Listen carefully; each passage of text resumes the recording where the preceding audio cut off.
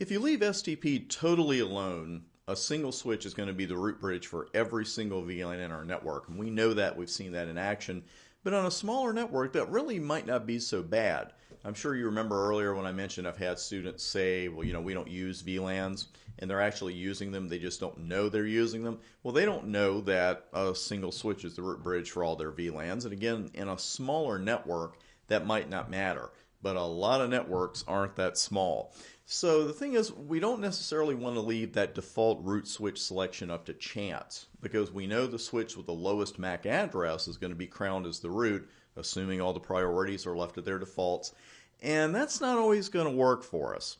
Now, we can choose a particular switch to be the root bridge for all VLANs, or we can actually spread the workload around a bit and let one switch be the root for some VLANs and another switch is the root for the rest of the VLANs. It's really up to you, and there's no absolute one right answer. Anytime you get into design like this, there's no one right answer.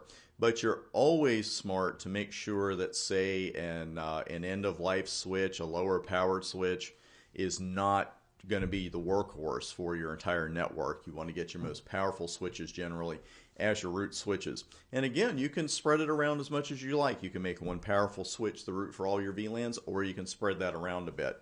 Now, before this lab, I did a write erase delete VLAN.dat and created 3 other VLANs, 10, 20, and 30 for our next lab. One thing I do want to point out, make sure you note that the cabling has changed, and we're going to be adding a switch and 2 cables as this lab progresses. Now, the first part of the lab here looks pretty familiar. Switch 1 and switch 2 connected at their fast 010 interfaces, and there's only one trunk this time between switches 1 and 2. Now, right now, switch 1 is still going to end up being the root for every single VLAN, but what we'd like to have happen is make switch 2 the root for VLANs 20 and 30, while leaving switch 1 the root for VLANs 1 and 10. And there are 2 methods to make this happen. I find the much more efficient method is using the spanning tree VLAN root primary command. Don't worry, I'm going to sneak the second one in on you too. But let's go on out to switch 2. Oh, that was not a good lineup. That's much better. Let's go over here and do a show spanning VLAN 20. And we can see, as we expect, we know we're not on the root. We know 4 different ways to tell that. And there's the one interface that we expect to see, 0/10, is our root port. So what we're going to do is make this switch the root for VLANs 20 and 30. We'll do them one at a time. Spanning VLAN. I could do this as one command, 20, 30, but let's just do 20 first. And this time we're going to use the root option. And note that I have to keep going with this. I can't just say spanning VLAN 20 root enter, because I don't have a CR there at the end of this option list. So I have primary and I have secondary. So I'm going to make this my primary root. Diameter I mentioned briefly earlier. That's a way to have the STP timers dynamically adjusted depending upon the diameter of your network. We're not going to use that option. We'll just go with spanning VLAN 20 root primary. And we see that we're already the root. Can't beat that. We can see this bridge is the root. We also see that the root ID address has changed. And look at that priority change. What I really like about this command, instead of using the other method I'm going to show you, is that the switch will go out basically and say, okay, how low do I need to set my priority in order to be the root? It's not just going to go one under that, but it is going to look at the root switches, the current root switches priority, and say, okay, what do I need to do to beat that? And so just that quickly, you've made switch 2 the root for VLAN 20. Let's go ahead and just do a quick show spanning VLAN 30. And we see what we expect to see. We're not yet the root, but we will be. And I'll just do a 30 root primary. And we'll do an F arrow to repeat my commands. And so far, so good. So again, VLAN 20 and 30, now the root is switch 2. We've spread that around a little bit. And let's go down the screen here. This is where we are now. We've got switch 1 is the root for VLANs 1 and 10, and switch 2 the root for VLANs 20 and 30. Now I know you want to use that secondary option that we saw, right? So that's what we're going to do next. And we're actually going to bring in another switch. And I already have this switch cabled and connected. I just need to open the ports here on switches 1 and 2 to bring that in. So that's O12. I believe it's O11 here. No shut.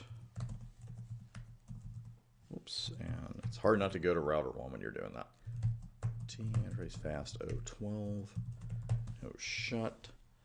And I will double check that here, but you can see on switch 2 fast O11 goes to switch 3. I will move that FW3 there into black. I see it's a little hard to see, but I will move that for the book. And here we've got switch 1 fast O/12 leading to switch 3. So here's a little pop quiz for you, and I'll bring it up on the live equipment.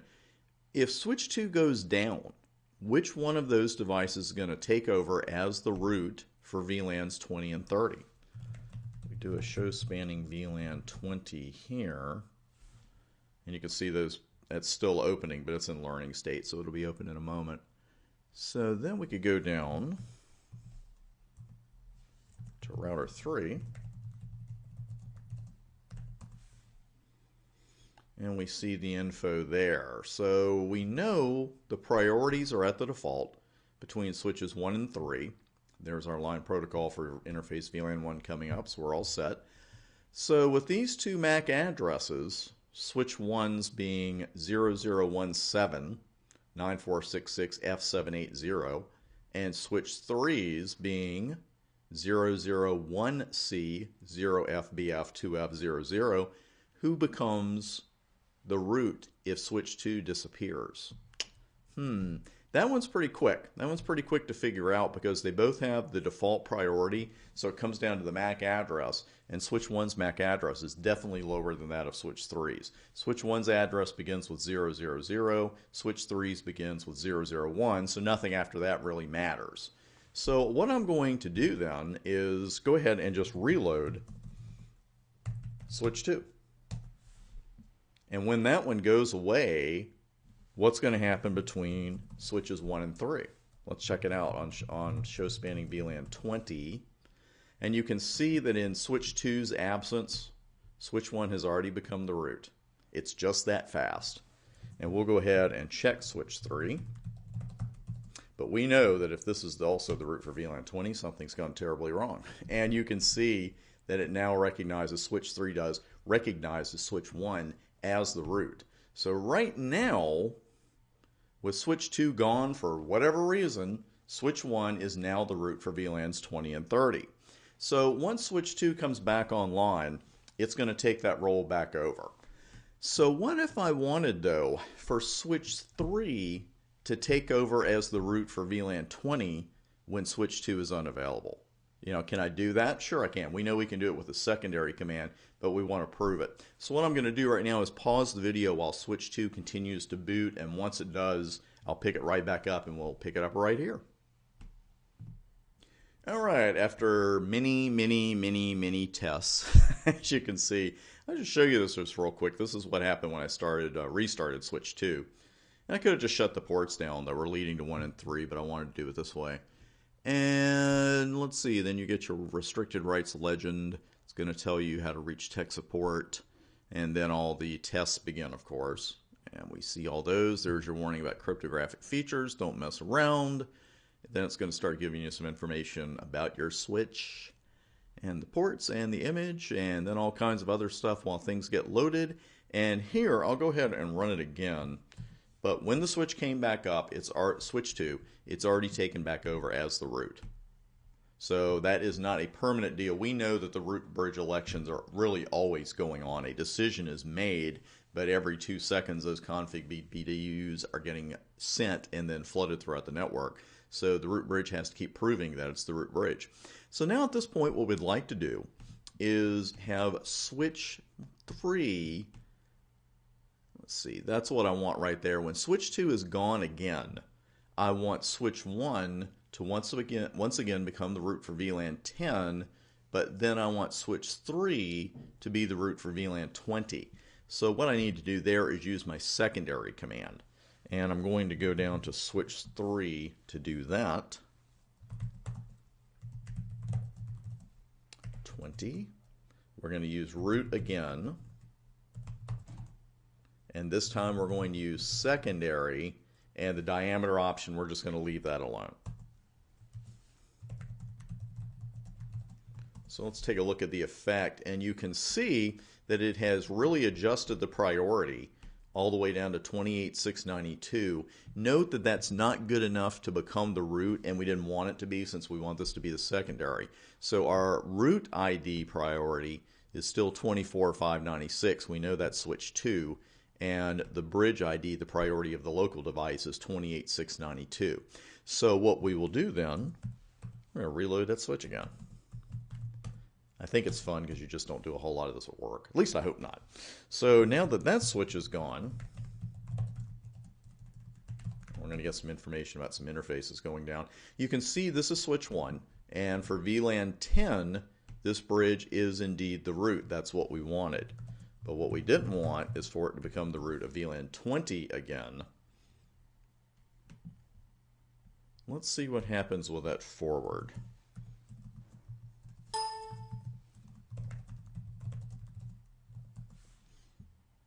Okay, so I've got this bridge as the root here of 28,692. Let's go back to 5.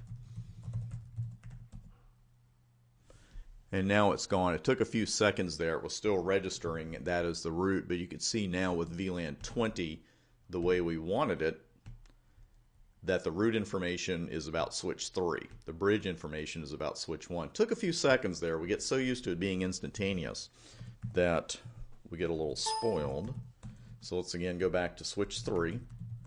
We'll run show spanning VLAN 10, and you can see, of course, this device is not the root for VLAN 10. We didn't want it to be. And we run show spanning VLAN 20, and this bridge is the root. Secondary command is a great way to make sure that your next best choice for the root actually becomes the root if your primary root disappears, because that's something else we have to keep in mind. You know, that does happen, and you don't want it again left to chance if your primary root goes down. Oh, well, the secondary root will now be the device with the lowest MAC address. We really don't want that to happen. And as I note here on the screen, if you really want switch 1 to become the desired secondary root for VLAN 10, well, you'd be fine right now. But if there is another switch added to the network later, and there almost always is, that new switch might have a lower MAC than that of switch 1. So I would go ahead and hard code switch 1 as the secondary root for VLAN 10 in this particular situation. So that's how you configure a switch as the primary root for any given VLAN. Now you know how to set up the secondary roots as well. And in the next video, I'm going to take just a few minutes to show you the other method. It's more of a manual method, changing the priority manually, and we'll check that on the next vid.